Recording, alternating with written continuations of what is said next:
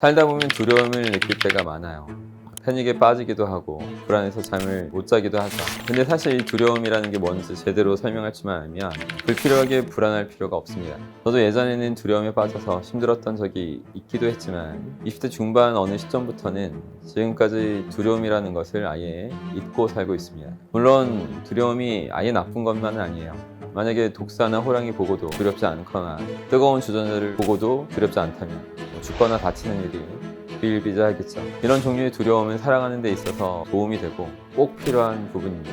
문제는 이런 본능적인 두려움이 아니라 두려움을 느낄 필요가 없는 순간에도 불필요한 두려움 때문에 이를 망치는 경우입니다.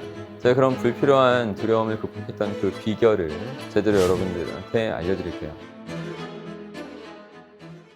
두려움은 집중할 것에 집중하지 못한 자가 쓸데없는 망상이나 해대면서 만들어낸 허접한 감정 따위입니다. 두려움을 영어로 하면 fear, phantased, experience, appearing, real이에요. 그러니까 현실처럼 보여주는 공상화된 경험, 이것이 바로 두려움의 실체라는 거죠. 본인 스스로가 현실에 일어나지도 않을 일을 갖다가 온갖 상상을 하면서 불안해하고 있는 상황이라는 겁니다. 집중해야 할 것이 뭔지 제대로 알고 거기에만 집중한다면 두려움이 생겨날 틈도 없게 되죠. 실제로 뛰어난 스포츠 선수들은 이미 이런 진리를 알고 활용하는 모습을 보여줍니다. 해외 스키장을 보면 나무가 군데군데 이제 있죠. 그 스키 선수들은 그 사이를 정말 아슬아슬하게 피해갑니다. 일반인의 시선으로 봤을 때는 워낙 나무 많으니까 부딪혀서 크게 다칠까봐 두려움을 느끼는 게 보통이겠죠.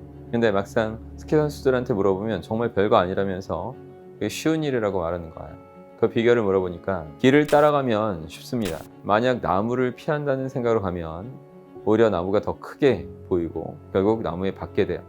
하지만 길에 집중하면 나무가 안 보입니다. 길에 집중하는 순간 사실 길이 생각보다 훨씬 넓다는 것을 느낄 수 있게 됩니다. 스키 선수들은 자신들이 집중해야 할 것이 나무가 아니라 길이라는 것을 잘 알고 있었던 거죠.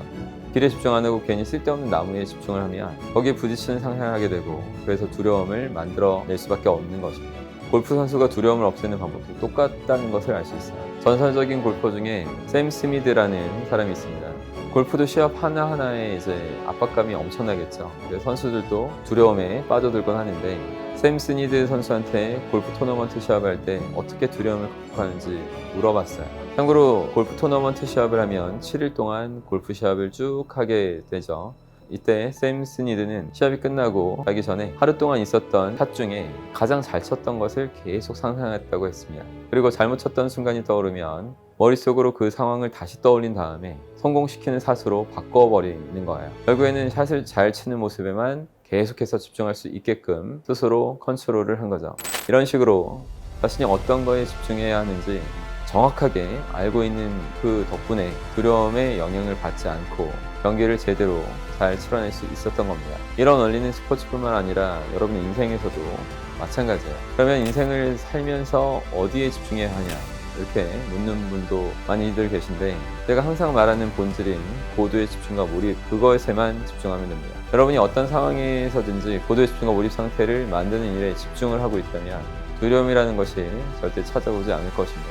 제가 오늘 알려드린 개념을 잘 활용하셔서 여러분도 두려움이라는 것을 아예 잊고 하실 수 있는 분이 되시길 바라겠습니다.